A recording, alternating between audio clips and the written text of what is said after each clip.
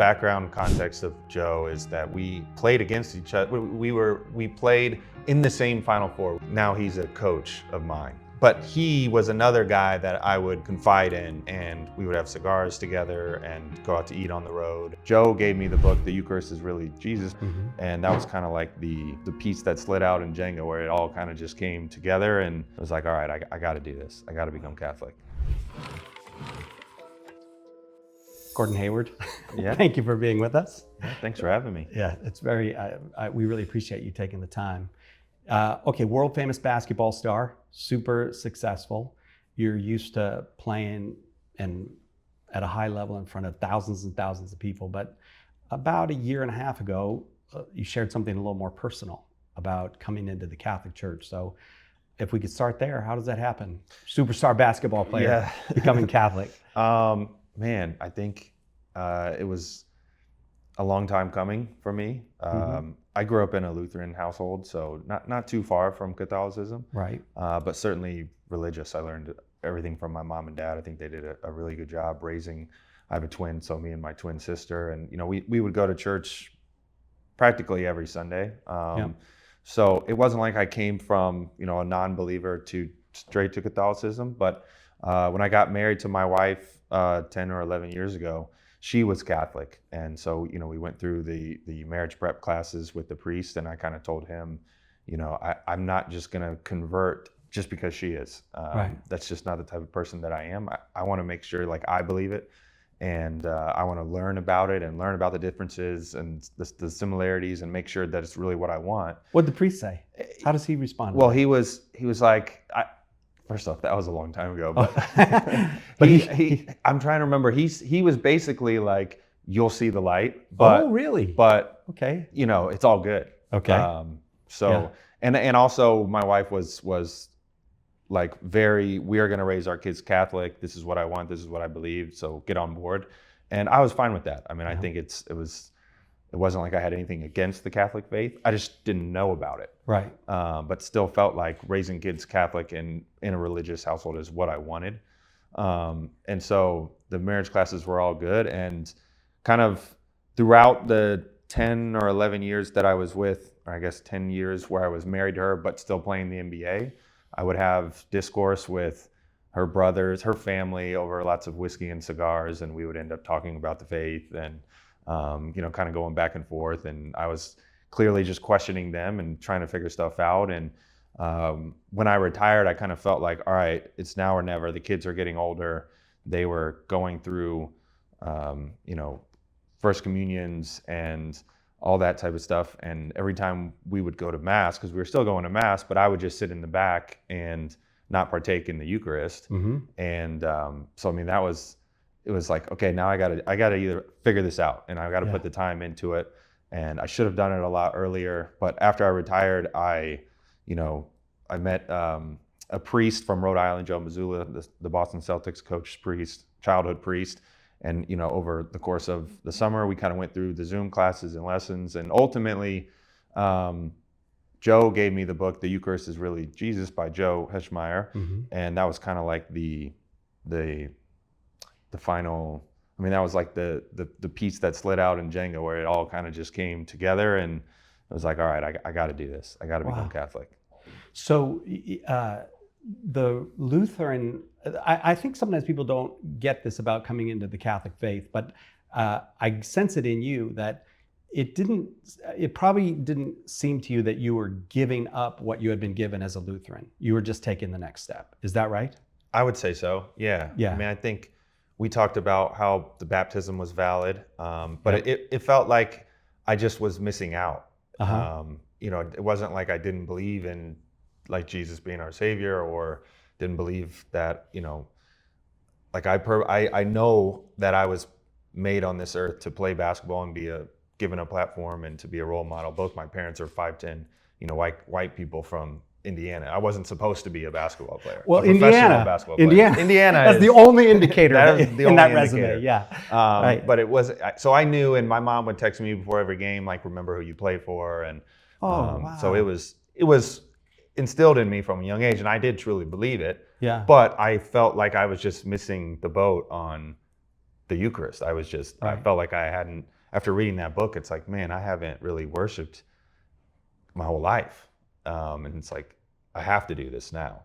But to your point, it wasn't like I felt like, it was just I needed to do more. Yeah, yeah, and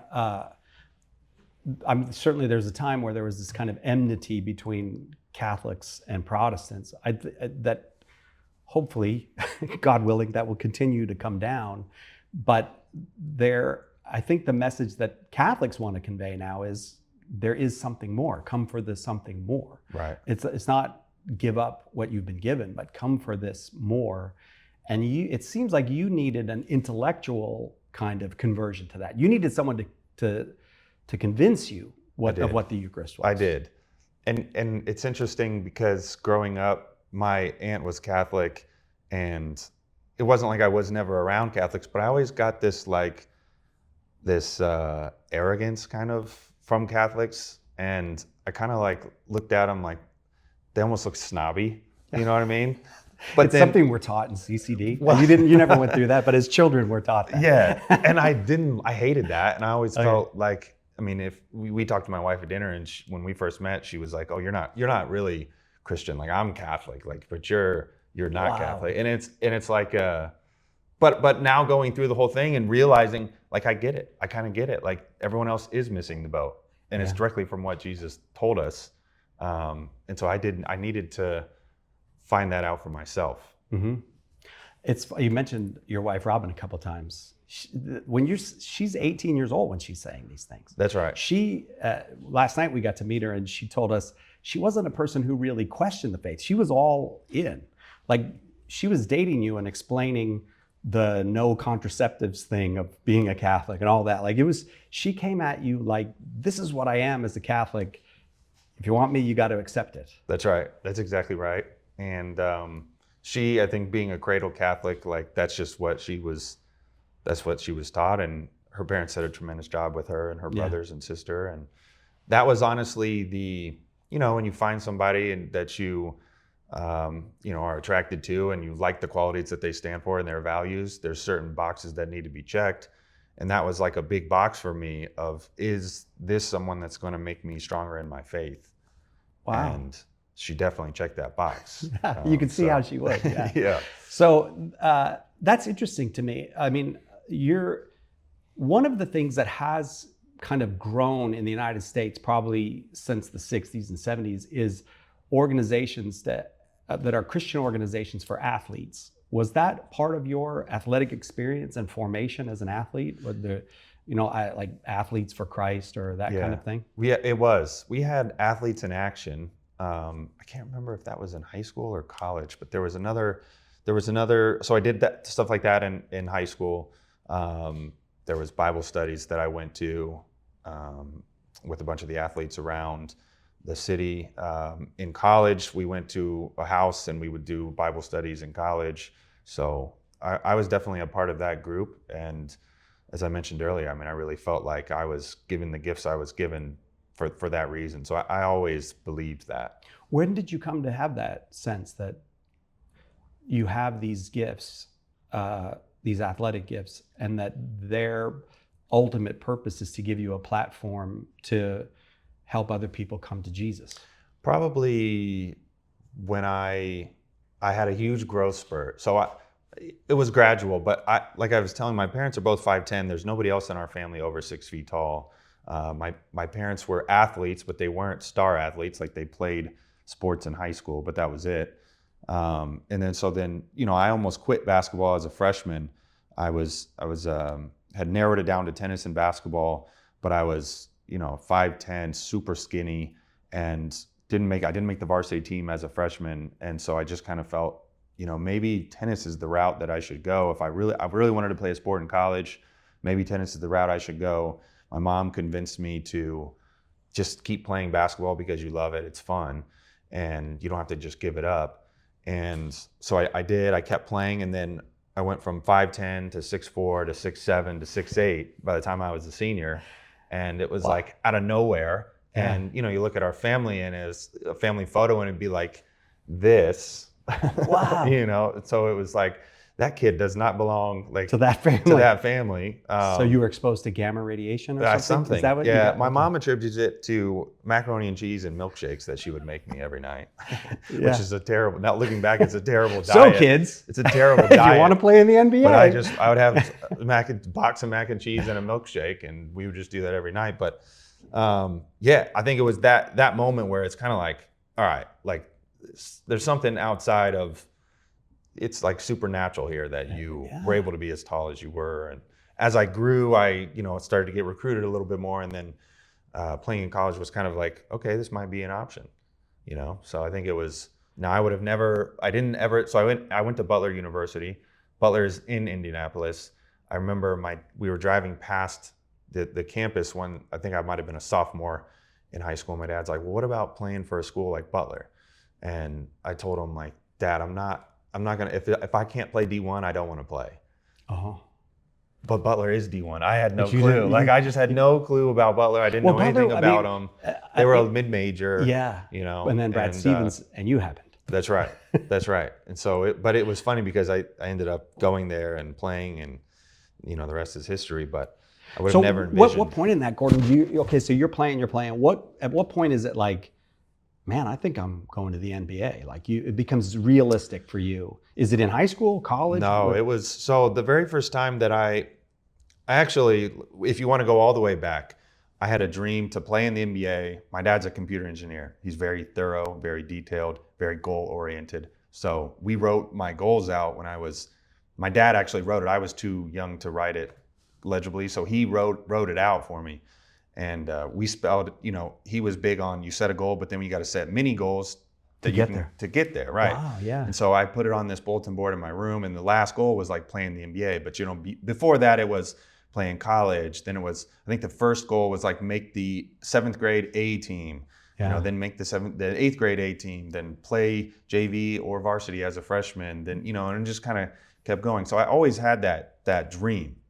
But, even my dad will tell you, he never thought I could actually accomplish it. And I wasn't very highly recruited. Even when I started growing, I only got an offer from Butler and IUPUI. Purdue came in really late.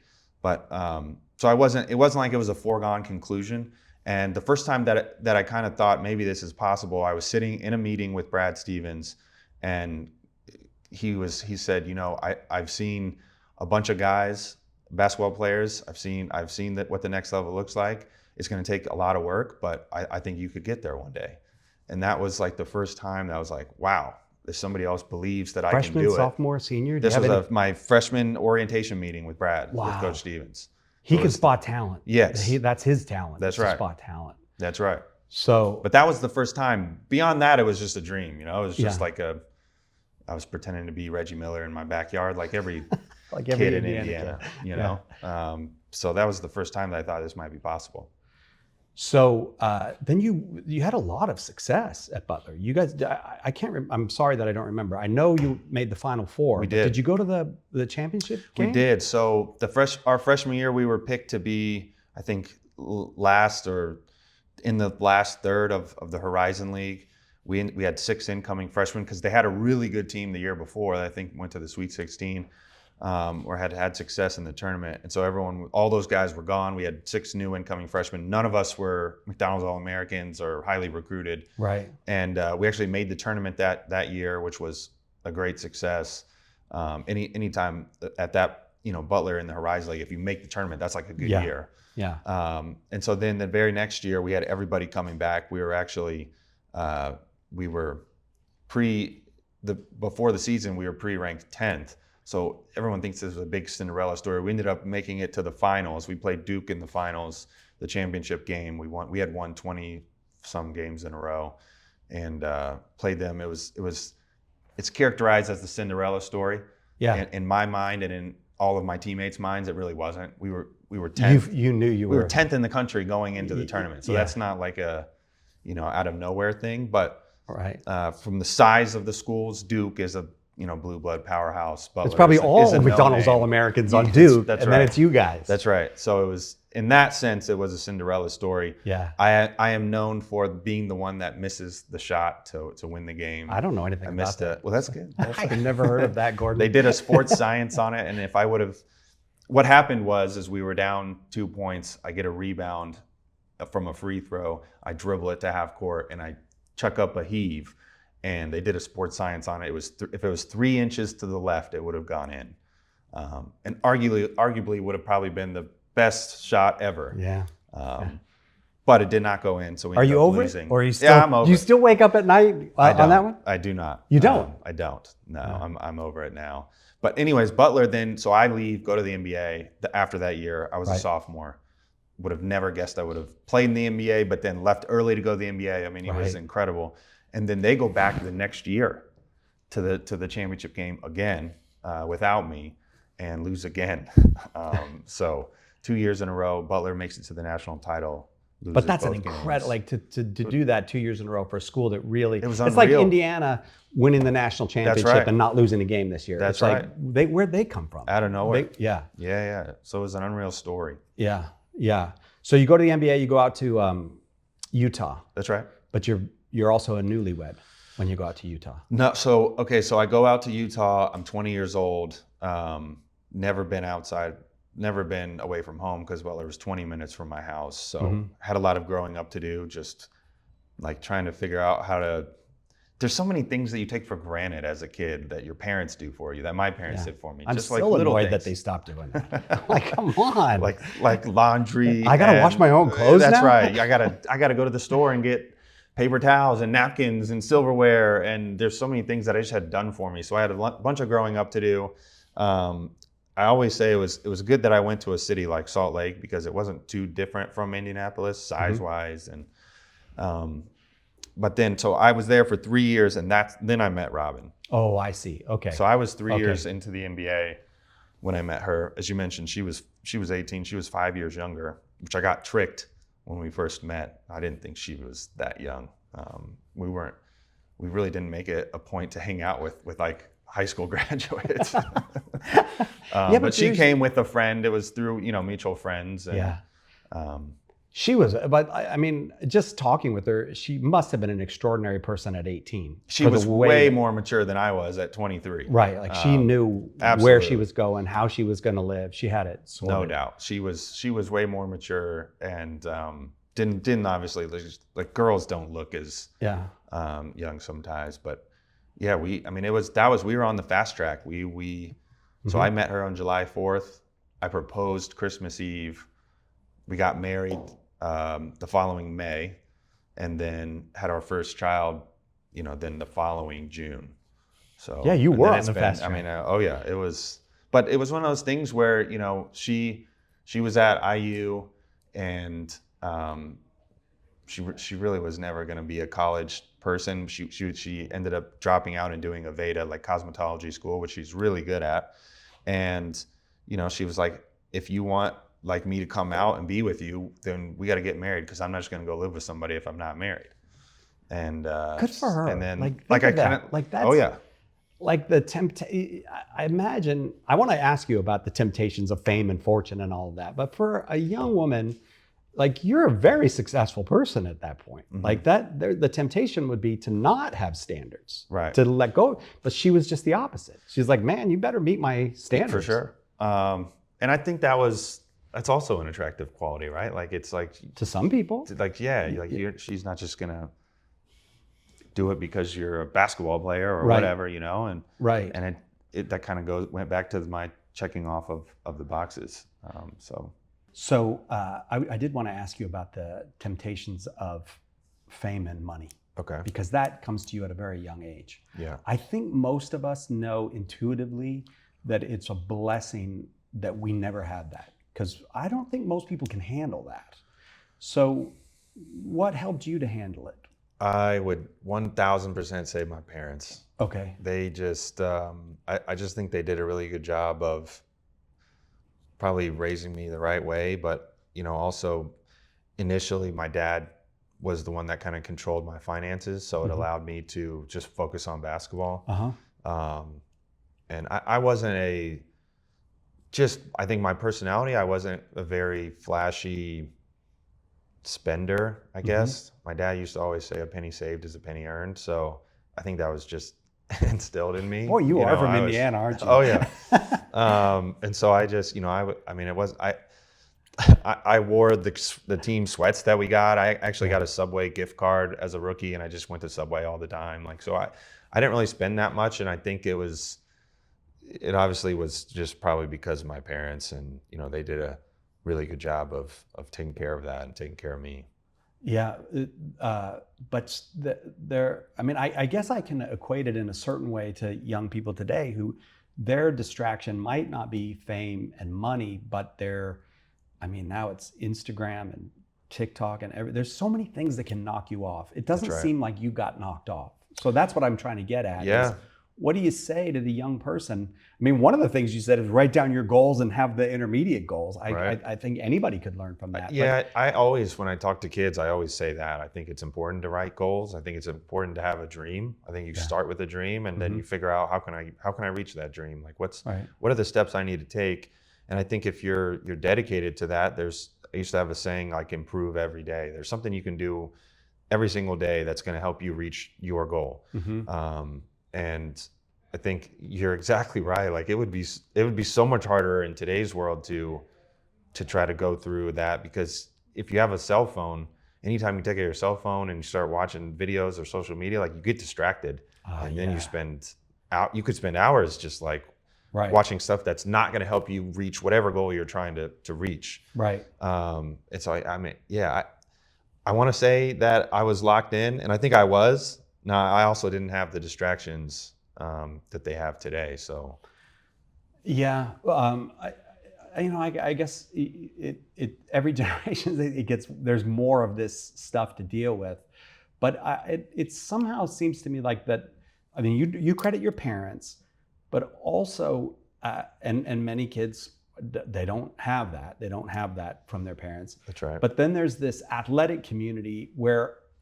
Like you're in a community of people who are very intentional about success. So they've thought about here's the steps and here. So I almost feel like we need coaching for kids who are not athletes. Do you know what I mean? Like we need some kind of mentorship for them, because a lot of them don't have that community that's focused on their success. That's like, here's how you do it. Here's how you get from here where you can't shoot the 3-pointer to here where you can shoot the 3-pointer. I think. Yeah, you're exactly right. I think it's kind of what you guys are doing that people can look at and help. You. It's I've said this before, but it seems like the fight is whether, it's like social media is where the fight's going and where the fight's at, you know? And so either you can have distractions and negative things on social media, or we can have positive and uplifting and instructional content on social media. Because it seems as if people are going to be there. It's just which side are you going to go and choose, and what is your algorithm going to be filled with? Yeah. And hopefully people go more towards your content or content that's instructive or positive, and not the distracting way. So I see what you guys are doing. It's funny because there's this debate in Catholic media now. Well, should we be in these places? Should we be doing all of this? Because real evangelization and real catechesis is person to person. Maybe we should take all this stuff that we're doing on EWTN and Catholic radio and all these Catholic TikTok, and what we should do is take all those resources and put them in the parish. And then I have to say, I'm not convinced by that argument. I'm not convinced by that argument, in part because we keep seeing people who go, oh, I saw this video and it changed my life. Or in your case, I got this book and, oh, that was the thing that turned it over for me. Well, you're right. You said it earlier, like not everyone has the ability to potentially go face to face with somebody and learn, or go to, whatever service that they want to go to, or, whatever it may be. There's just restrictions to that. But almost everybody these days has connection to the internet and can watch these videos and learn and be inspired. And I think it's obviously a balance. You don't want to go fully into only social media, because there's so many important things about doing stuff face to face and meeting people and hard work physically and being outside and like all that stuff. So I think it's a balance, but it shouldn't be neglected either. I think it's just where everyone's at. Right. And like you see a guy like Father Mike Schmitz, he's the Bible in a Year guy. I've done the Bible in a year. Oh, you did? I You did the have. Bible? So I you've read did the it. whole Bible. I Congratulations. Well, on if you want to say that that's reading the whole Bible, then yes. that. Well, it is. Isn't it? I think it is. I think it is. I mean, it's not like you sat It down. feels and went like he's page- reading the Bible and I'm listening to him. Oh, I see. Yeah. Well, that's how you're supposed to do it, anyways. It's Is it? supposed to be read out loud. Yeah, Oh. that's what that's. But Matt Fradd doing his thing, like people are coming to the faith because of this, or they're waking up to the faith because of this stuff. I love that side of it. You know, it's a 20-minute ride to school each way to drop off the kids, and I'll put on Pints with Aquinas, and I'll put on Michael Knowles, and I'll have that going as opposed to just music sometimes. And I think that's or you have an Audible book going. I think all that stuff is great. Yeah. So I feel like it's a. I mean, now I feel like I'm using the basketball metaphor with the basketball player, but it's a full court press kind of thing. Yeah. Like we got to be everywhere sharing Jesus and sharing the truth about the sacraments. I think so. If you have the resources to do it, then absolutely. Right. All right. So I want to talk about Jesus a little bit with you then. Let's do it. So, well, first of all, let me ask you this. If somebody were to say to you, what difference does Jesus make in your life? Like, look, Gordon, I hear it. I've heard all about Jesus. I know about Muhammad and Buddha and all. Why pick Jesus? Why bother with Jesus? Man, that's like a deep, loaded question. I think especially for somebody who's already a believer, it's hard to say that why. I think for me, it goes back to some of those books that I read and some of these people that I've listened to, like beyond the fact that I was brought up in the church and it was just what you did and what you believed, because that is what it was. It's the logical reasons for it. Like why does there have to be a God even? And then there's all these other religions. I've always asked the question, like, how do you know that you're right and Muslims aren't right? Because they fully believe they're willing to die for it, right? Yeah. And so I think that's where the intellectual side of me loves diving into there actually was a historical Jesus that everybody can agree to, and he was crucified by Pontius Pilate. Right. Right. And, so then if that's the case, then logically we can conclude that some of these other religions, like they're out. There's no reason to believe in them. Like Zeus, we don't have any historical evidence for Zeus. Or, right. And so, I think then it just reaffirms what I had already believed in, and that, Jesus is the way for sure. And he's historical, and that's really cool to think about. Yeah. But when you talk about it, I wonder about your engineer father, who's like, you seem like it's got to be intellectual for you. Oh, it's got to be a convince.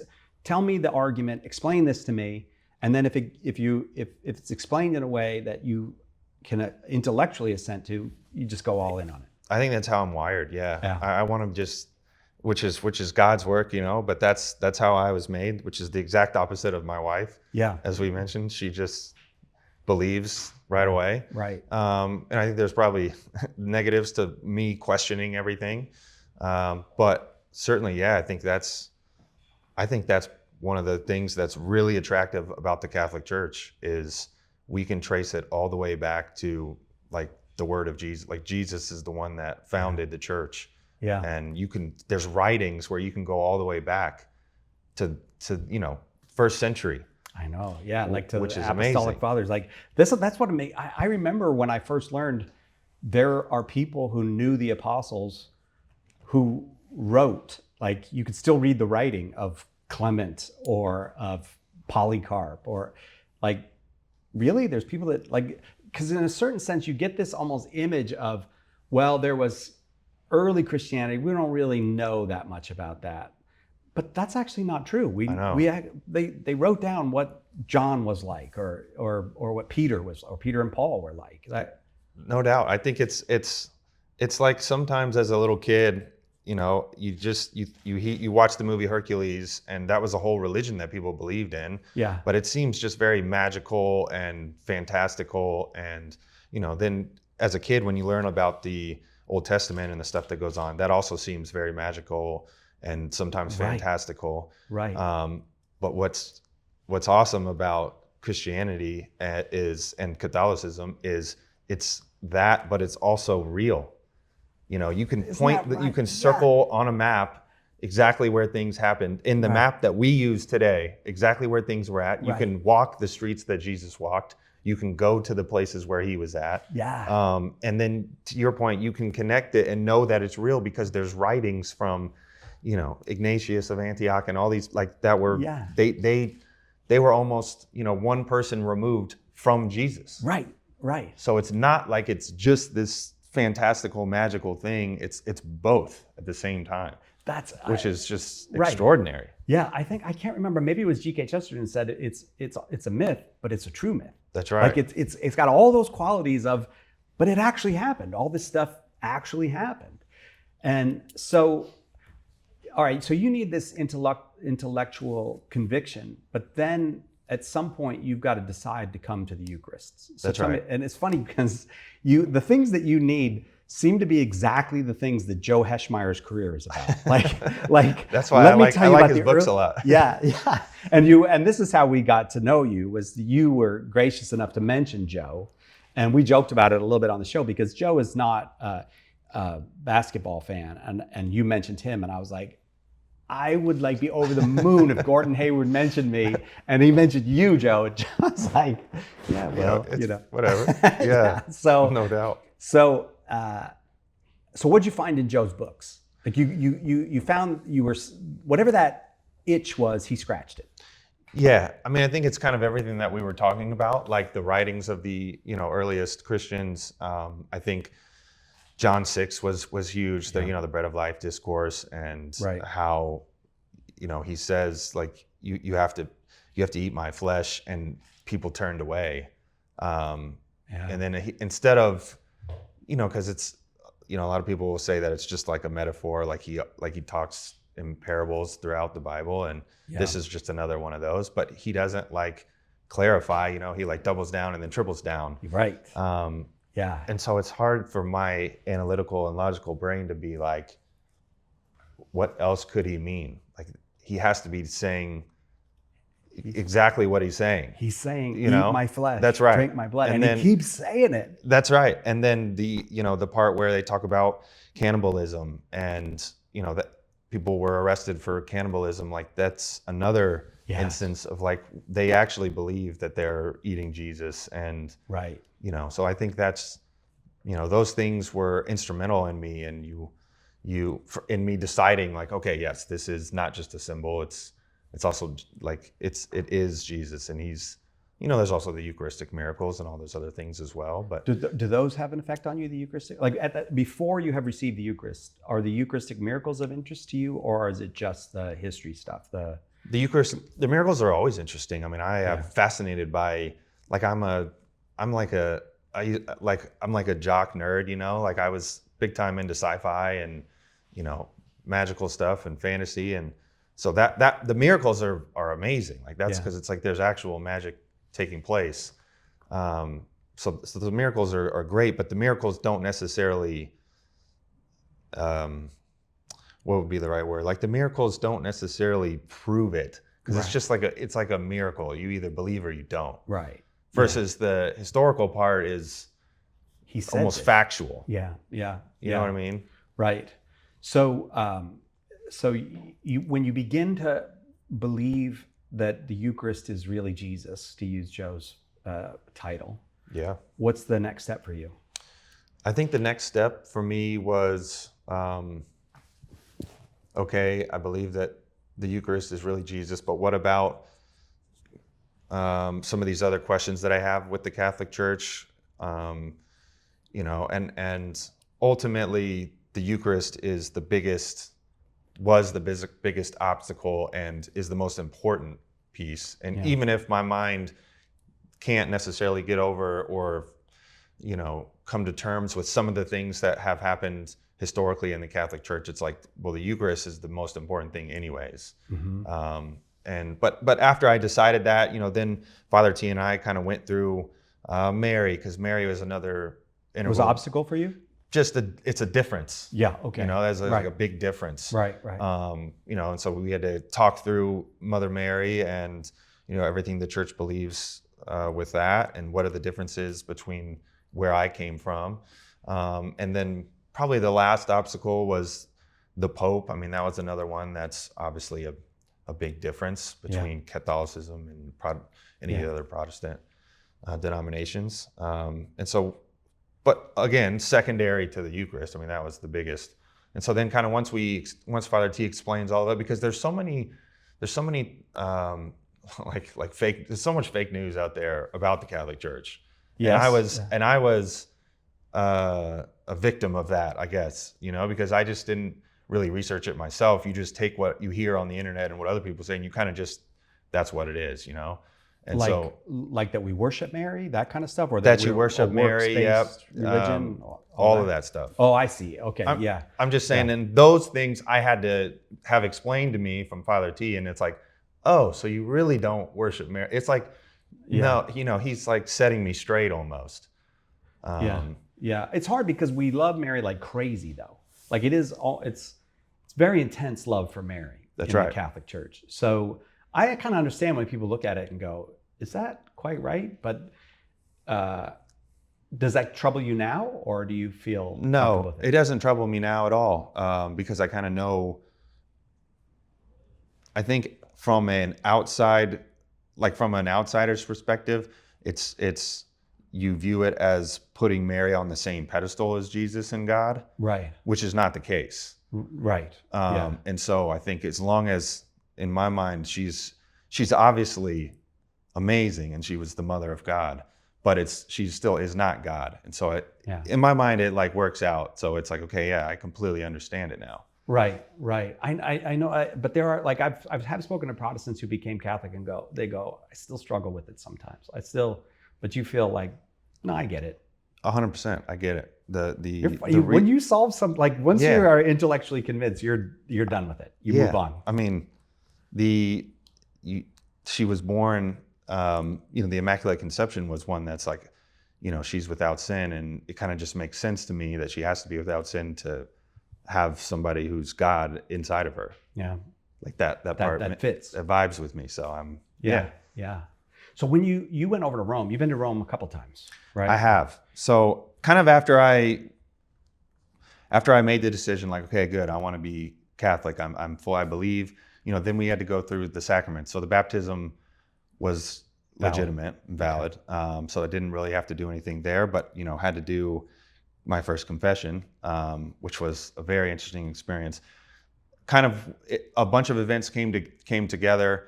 Father T was actually in Indianapolis the same time I was, by happenstance. He was there at, what was it called? It was like the Eucharist. Eucharistic Congress? Yes. Okay. And they walked through the city of Indianapolis. Yes, right. And I was there for this thing called the TBT, the basketball tournament. Butler was in it, and I was an assistant coach. We didn't know that we were going to be there. We happened to be there together, so we went out to dinner. And as dinners go, we started drinking a little bit, and he's like, wouldn't it be cool if you got confirmed in Rome? And I was like, yes, that would be cool. And he's like, well, I'm going to be there at this date. Go to the mothership. Yeah, that's right. Yeah, right. And so decided to do it in Rome. I had to choose what name that I wanted to take. Yeah. And I chose Saint Sebastian. And so we were able to do. Father T was, and he's a priest in Rhode Island, a parish priest, but he was moved to work for the Archbishop of the military in DC at this time. Okay. And so he knew the Archbishop, and I think you're supposed to have a bishop for confirmation. Yes. Yeah. And so that just worked out, and kind of the stars aligned there. The Archbishop was happened to be in Rome at the time we were going to be there, because he was meeting had a bunch of meetings, and so Father T actually studied at the NAC in Rome. So there's so many different kind of stars that just aligned up perfectly. That kind of just the culmination was I was confirmed in Rome in the Church of Saint Sebastian, where he was buried. Took the name Saint Sebastian. The Archbishop was the one that did it. How beautiful! And so it was beautiful. The whole thing was amazing. And Sebastian is the patron of athletes. Really, I don't think we know that, but he was tough. I guess that's why he's he got all shot up with arrows. That's right. And that didn't kill him. Well, so I chose St. Sebastian not only for the patron saint of athletes, because that was a huge part of my life, but also the military. And then my brother-in-law gave me a book all about St. Sebastian. And I mean, he was a beast. I mean, he was an early Christian, like within, I think, the first 2 centuries or 3 centuries. Yeah. And, you know, they tried to kill him with arrows and he survived, which was, I felt like, related to me because I had a huge injury in the NBA. Oh, right, and came back from it. Right. So the perseverance of that really also struck me. And so I just felt like it was just the whole thing was calling me. So now are you friends with Saint Sebastian? Like, we're boys. Like, is that what we say? We're boys. So, yeah. but this is a very Catholic thing. Like, we talk to saints. Do So, you feel comfortable with that? Yeah. Talking to Saint Sebastian? Absolutely. Yeah. I think I would talk to you about things that are going on, you know, and so Right. why would you not talk to somebody who's right up there next to God? Like, Yeah. I think that's important. And to wrap it up full circle, you know, I started with 3 girls. We then had a boy. I'm the 4th Gordon, but not Gordon the 4th. So I wanted to name my son Gordon to keep the chain going. The middle names are all different. So I named him Gordon Theodore. And I felt like we then Robin gets pregnant, we're having another boy. It's like, well, what are we gonna do? We can't name him Gordon too. But I had just come into the Catholic Church. You know, my name there is Sebastian, so I named him Sebastian. The little baby. The little baby is named Sebastian, also named after me. You were never worried about having a boy, though, right? There's no famous videos of you out there. I wish I could say that. I was definitely worried about it. Yeah, but this is a funny thing. Maybe you don't want to talk about this, but Philip Rivers encouraged you in this regard. He did. Because you asked him if he was ever worried about having a boy. I did. So Philip was instrumental for me. I think he's an amazing person. He is an amazing person, yeah. And I think everybody knows he's got a lot of kids. And at the time, nobody knows how many, but everybody knows he's got a lot. It's just a lot. A lot of kids. Yeah. And when I was coming back from my injury, I saw his speech about Nunc Cepi, and that really spoke to me. And so I wanted to reach out to him to kind of just talk to him about it and get his thoughts. And he was very gracious to be able to do that. And at the end of it, at the time I had talked to him, I had 3 girls, and so I asked him, like, were you worried? Because he started with 3 girls. Were you worried that you were, only never going to have a boy? And he had like 9 kids or whatever. He's like, no, I think if you're going to have 9 kids, you're not worried about it at all. He just knew one we're of going to have a lot of them. Boy. Yeah. Sooner or later, a boy will show up. Not worried about it He at was all. sanguine about it, and it worked out. And it worked out. It did work out. Yeah. So now you got 5 kids. We do. And you settled here in North Carolina. That's right. And this is your home now. This is our home. And you go to Mass where? We go to Mass either at St. Gabe's or St. Matt's, kind of depending how late we are. St. Matt's is closer. You are Catholic. You became really Catholic. St. Matt's is closer, so that's our... Yeah. If we're running late. 5 minutes, let's go. Yeah. The kids are in Catholic school. Yes, they but are. But all that was probably going to happen anyways, right? Because Robin was going to make sure all that happened. That would have been the case regardless, but now I get to go up and receive communion with everybody, which is... How did the kids feel about that? Like, how did they feel about Dad becoming Catholic? Well, I think only 2 of them really understood what was going on. Mm-hmm. And I think it meant a lot to them. I think they were, I think they felt, why was I not going and receiving when everyone else was? Yeah. And they had asked me that. And so I think they were for sure happy about it. Well, now I suppose people who have not received the Eucharist or so what happens? Do you have some giant spiritual experience that okay, so you're selling this as this is the core of Christianity. This is the central thing Jesus wanted us to do. So what happens when you receive the Eucharist? This is where the logical, intellectual side of me has to get turned off. And there's certain things that you can't necessarily explain, and all I can say is, so when I did my first confession, which was in Rome at the NAC, it was an unbelievable experience because, remember, I hadn't ever done confession. Yeah. And so I had 34 years of sins that I had to... You started early. Yeah. So you started sinning at like 1 or 2 because you had 34 years of sin. I did, yeah. All right, well, good for you. You All were right, maybe not 34. okay. I had a lot Yeah. of years of sins, Yeah. but what I mean is, it was like the feeling that I had after coming out of confession was feeling I'd never had before. Like it was crazy. I just remember feeling like lighter. Yeah. You know, you felt I know. like it was, man, like I just had a skip in my step, like a pep in my step. Like I just felt so much freer. And there's nothing logical about that because nothing scientifically happened. Yeah. You know, I went and talked to somebody and confessed my sins and then came out. But when you believe in the sacraments and that priest says, I absolve you, that can be kind of overwhelming. I mean, that sense of like Christ instituted this so that I could be forgiven my sins. And at this very moment that he's saying this, my sins are being completely forgiven. That's right. It's intense. It is very intense. And it's awesome. Yeah, it is awesome. I'm glad to hear you say that. It is completely awesome. And I would encourage, I think people are scared to go to confession, and it's not, certainly isn't comfortable in there. Like I'm telling somebody of all these bad things that I've done. Yeah. So, but I think it's supposed to be a little bit uncomfortable, you know, but I would say the feeling you have afterwards is incredible. But so then after confession, I was, you know, later was able to receive the communion. And that was another experience that, it's hard to describe. It's hard to put into words. You know, we were at this ancient place where this saint was buried, you know, and it was just us, and there were seminarians from the NAC, and they were singing, and it was just this, how beautiful, this holy, beautiful, amazing experience. And I just couldn't stop smiling that whole night.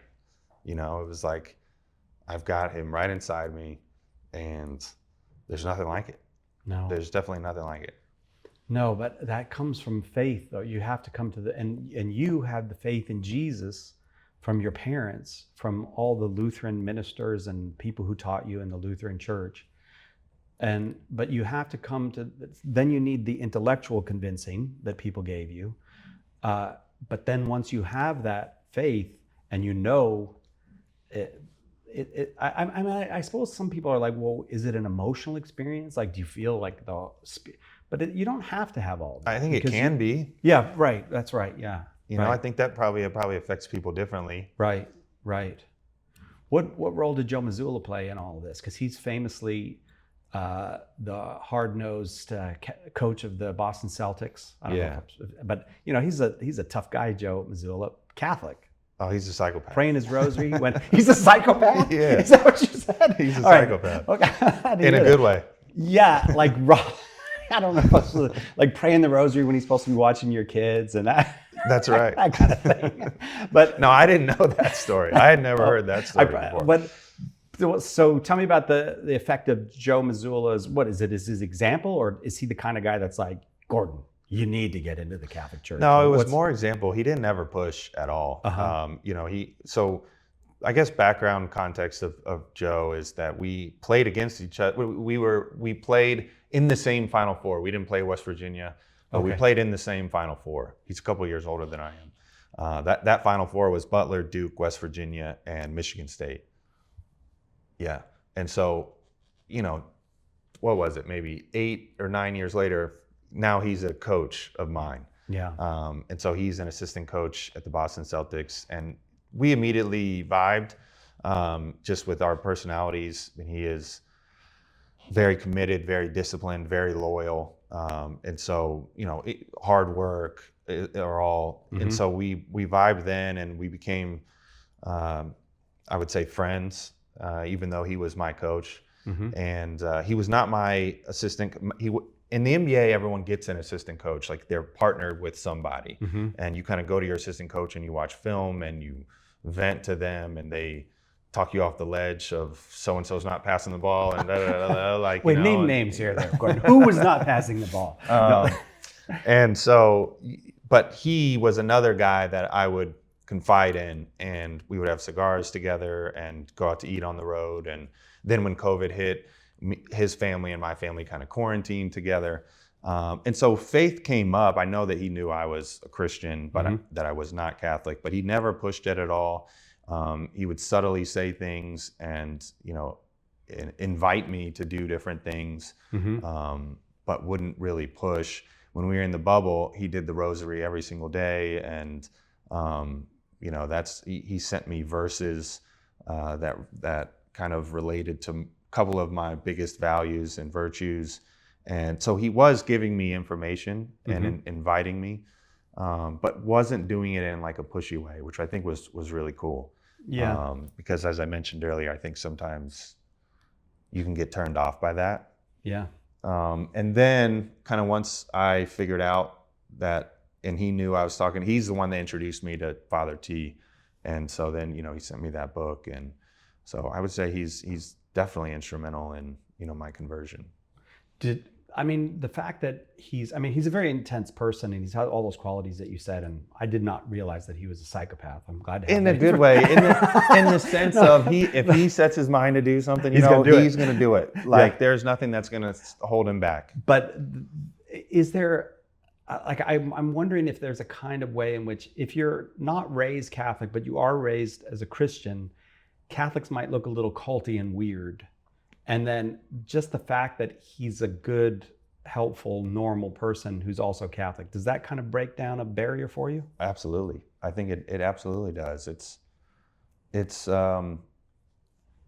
think sometimes people, they do kind of see it as you're reciting these prayers and it can feel forced. And I think when people recite prayers and they don't really know the reason why, then that's probably not good. But Joe didn't act like that at all. And so, he was just somebody that we could shoot the breeze with. And, like I said, we would smoke cigars and we would, he would just talk about normal things. Like most of our conversations were not about anything faith related. It was about people not doing this, or I'm not doing this on the basketball court, or blaming, blame game and all this other stuff that players and coaches do. Yeah. So, but there is there sometimes I feel like in our evangelizing, we Catholics, if we're too intense or sometimes you almost feel like just be a normal person so that people can see that that's what Christ makes, is like the relationship with Christ makes you more yourself, more at peace, more at ease, not weirder. So maybe try to avoid maybe let's just be normal. Yeah. As Catholics. I think so. It's, I see that and I hear that. And at the same time, we're called to not be normal. So it's, it's a little bit of both, I guess. I think you can still be. You have to be distinctive. You got to stand out. Mm-hmm. Right. So how do you stand out now? Well, we certainly stand out with 5 kids screaming at the back of the church service. It's unfortunate you even stand out in a Catholic church. I know. That's my where we are. My height kind of helps me stand out. This is your witness for Jesus. You're a tall lover of Jesus. That's right. Good for you, Gordon. That's right. That's great. But there is a way in which, there's a certain mountaintop experience of receiving the sacraments and all that, but now you're a missionary. Yeah. Now the rest of your life, you're a missionary. You can't get out of it. That's right. So how are you going to live that out as a missionary? Well, I think, continue to learn from the Lord. I think there's so much that I need to learn, and you guys got to keep putting more and more books out so I can keep reading them. We've got Joe. We just need to get him to get writing more. But then also just doing things like this, I think talking to people. In February, I'm going to go to Providence University and talk to those college athletes. And I think kind of just sharing my journey, sharing my stories, trying to encourage people, inspire people, I think is important. And as I mentioned earlier, I feel like I was put here for a reason. And so I think I'm going to try to use that platform. That encouraging and inspiring thing, that's very biblical. That's St. Paul telling us to build each other up and encourage. And sometimes in the internet world of Catholic faith, you're like, did nobody read that part of the Bible? Yeah. We're ripping each other apart constantly. Does that, I wonder what kind of witness that is to you as a Catholic now? Are you like, all right, these Catholics, they're kind of bitter at each other? Yeah, yes and no. I mean, I think it's there is a part of me that just wishes with how tribal everything is these days. Yeah, You know, not just Catholics to Catholics, Catholics to Protestants, Democrats to Republicans. Like, there's a part of me that just wishes God would come down and be like, all right, guys, let me get you guys on the right track again. Here's the deal. Let's have a reset. You did that already, Gordon. I know we did, but it's like we need to have another one. Right. Exactly. That's right. Because people have lost their way with all that stuff. It's exhausting sometimes, I bet. And I bet for you, I mean, it's this is kind of like what you do. Yeah, I have to say, since you mentioned it, in recent years, the greatest comfort in being part of the Catholic media is the number of people who call and say, well, like you did, like, I read Joe Heschmeyer's book, and you can see that, like, I really admire Matt Fradd. I really admire Father Mike and all the people who, do this stuff, because I think it's actually making a difference. I think it's not like we're going to have Catholic radio and now we're going to convert the whole world, but I do feel more hopeful the last few years. Like, people are coming to the faith for the right reasons, and they're finding it. I would tend to agree with you. I think as much as some people don't like it, the social media is the next, it's here. It's already here. Yeah. And so it's an opportunity for the good news to be spread. And I think maybe more of an opportunity now than ever, because 30 years ago, when there was no social media, you had to read or you had to go to an event. Yeah, that's right. Which a lot of people didn't do. Right. And that's just from the laziness of people and, no time, no opportunities. They're doing other things. But now it can be reached in their family rooms, in their bedrooms. Right. Wherever people consume content, on the toilet, whatever it is. People are everywhere. Seriously, right. it can happen like anytime. Yeah. Which I think is amazing. Like, that's a really cool. I think in today's world, young men particularly are struggling and trying to figure out their identities, and right. rooting it in the Catholic faith is, I think, the first step they need to take. Well, that's where I think, this is where a person like you like being an athletic hero, being a guy who did it on the basketball court, gives you a certain cred in a way. But then to hear you talk, it's not like your manhood isn't like some weird macho, like hyper manhood. So I sometimes we hear this, like, there's this crisis of masculinity. I'm not convinced of that, Gordon. I think we need more men like Jesus. I don't think we need more men just to be more manly. Just be more like Jesus. That's right. An identity crisis. Yeah. That doesn't necessarily means it needs to be super macho. Yeah. Yeah.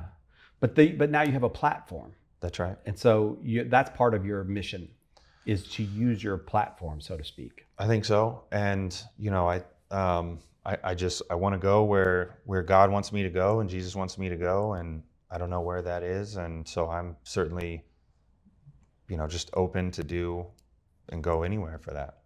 Is it hard to retire from the NBA? Like you that's pretty all consuming, right?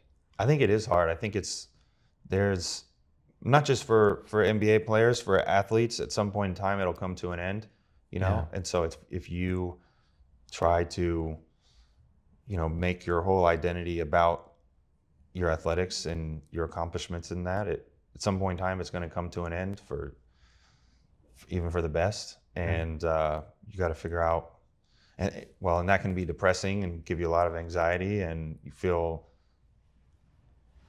like you're not necessarily worth anything anymore because you're not an athlete. Oh yeah. And that's where I think that. That's where the Christian perspective is huge, like realizing that that's not where your identity lies. It's in Christ and being a believer, and so I think that helps you get to that next chapter in your book. And did it help? Did it do Certainly that? Certainly did, 100%. And also, I mean, it was because I was able to kind of step right into learning about Catholicism. I think that made it a little easier. Mm-hmm. for some people maybe that are a cradle Catholic already, or just a, cradle Christian, or, then they're not. I guess what I'm saying is that it made me increase my faith. It almost forced me to become closer and realize that, it's the athlete side of me, that part is gone. It's not gone. It's I'm moving to the next phase, the next chapter. Right. And it was really, it was almost in time, your retirement from basketball and your coming into the Catholic Church, where it was almost like one just led right into the other. And that maybe, I guess what you were saying before, that it's because you had time now to do the research. Which I wish I would have made the time when I was still playing. Yeah. But yeah, I felt like I had the time and felt like this is something that's really important to me and I need to figure this out. I mean, ultimately I stopped playing basketball because I felt like I needed to be there for my family. I felt like my kids were getting older and I was missing out on stuff, and what am I doing still playing? There are more important things. And it did kind of coincide with becoming Catholic too, so it all kind of came together.